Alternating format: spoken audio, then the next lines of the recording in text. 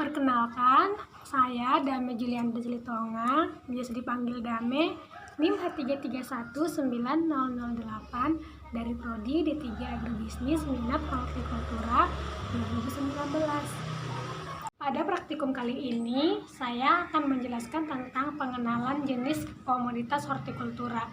Ada 4 jenis. Yang pertama itu buah, contohnya nanas, sayur, contohnya sawi, bunga, contohnya pohon dolar, dan yang terakhir adalah rempah-rempah, contohnya bawang.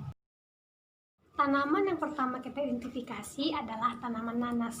Nanas atau Ananascomoccus adalah jenis tanaman yang bisa hidup di antara pH 4,5 sampai 5,5. Tanaman ini biasanya hidup di tanah yang lumpur pasir, gembur, dan memiliki unsur hara yang tinggi. Tanaman ini termasuk dalam kategori jenis buah. Tanaman yang ini dikonsumsi yaitu bagian buahnya. Tanaman ini memiliki kandungan seperti vitamin A, vitamin B6, vitamin C, fosfor, folat, kalsium, kalium, magnesium, dan besi. Tanaman ini biasanya dikonsumsi dengan makan buah segar atau mengolahnya menjadi rujak. Tanaman kedua yang akan kita identifikasi adalah sawi.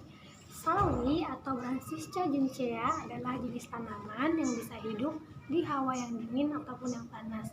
Tanaman ini bisa hidup di ketinggian 100 sampai 500 di atas permukaan laut. Tanaman ini bisa hidup di antara pH 6 sampai 7. Tanaman ini termasuk dalam kategori tanaman sayur. Bagian yang dikonsumsi adalah batang muda dan daunnya. Tanaman ini memiliki kandungan protein, lemak, karbohidrat, kalsium, fosfor, seng, vitamin A, vitamin B, dan vitamin C. Tanaman ini dikonsumsi dengan cara diolah ataupun dimasak. Tanaman ketiga yang akan kita identifikasi adalah pohon dolar atau Jamioculcas jamifolia. Biasanya hidup di padang rumput kering dan tanah berbatu. Berasal dari benua Afrika, negara Kenya, Tanzania, dan Zanzibar. Tanaman ini termasuk kategori tajuk karena tidak memiliki bunga. Zat yang terkandung dalam tanaman ini adalah senyawa oksalat, dimanfaatkan sebagai tanaman hias atau hiasan rumah. Yang terakhir adalah bawang merah. Bawang merah adalah jenis tanaman yang bisa hidup dengan struktur tanah yang remah, tekstur tanah yang sedang sampai yang liat, drainase yang baik, dan bahan organik yang cukup, serta pH-nya sekitar 5,6 sampai 6,5. Tanaman ini bisa hidup di tanah aluvial atau tanah lembab. Kategori tanaman ini termasuk dalam jenis rempah-rempah dan bagian yang digunakan adalah umbi lapisnya. Bawang merah ini yang pertama adalah vitamin C, fungsinya untuk membentuk kolagen.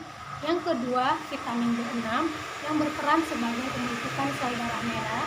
Yang ketiga, folat atau vitamin B9 berfungsi untuk mencegah penyakit jantung. Yang keempat, sebagai antioksidan, fungsinya untuk menangkal radikal bebas. Dan yang terakhir, kalsium atau mineral, fungsinya untuk fungsi syaraf, irama detak jantung, dan tekanan darah tinggi. Cara mengonsumsinya yaitu dengan cara menggabungkannya dengan. Baiklah, sedikit penjelasan saya tentang identifikasi komoditas hortikultura. Terima kasih.